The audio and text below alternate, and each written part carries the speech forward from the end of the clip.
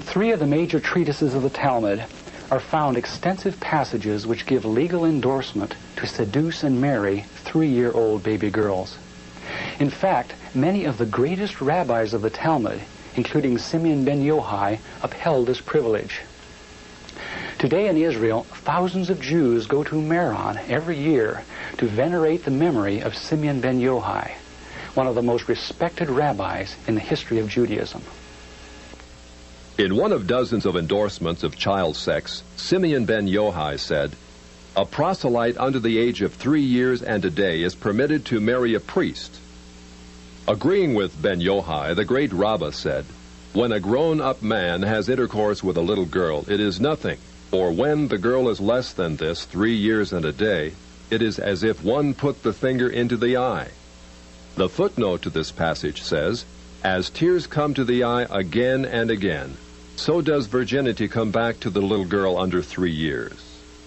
The same section confirms that sexual activity with small boys is in the same category. The intercourse of a small boy is not regarded as a sexual act. In addition to adulterers, Christ, in the story of the Good Samaritan, portrayed the Pharisees as racial bigots, too self-righteous to respond to the suffering of one who was not a Jew. It is true, because of the wickedness of the Canaanites, which included sodomy and infant sacrifice, Israel had been commanded by God to be harsh in her treatment of the inhabitants of the land.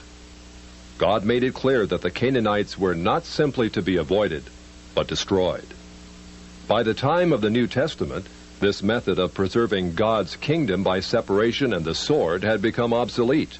God no longer made a racial difference between men. But the Pharisees were unfazed by God's new agenda. The Talmud was finally written down nearly 5 centuries after Christ, yet its critical, even homicidal attitudes toward Gentiles might have been lifted out of the book of Joshua.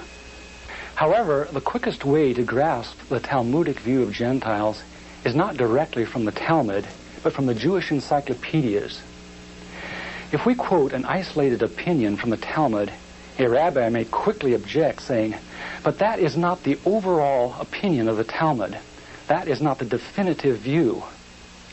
What the Jewish encyclopedia provides us is a definitive overview of perhaps hundreds of rabbinic statements on any subject, giving us accurate summaries of what the Talmud generally teaches.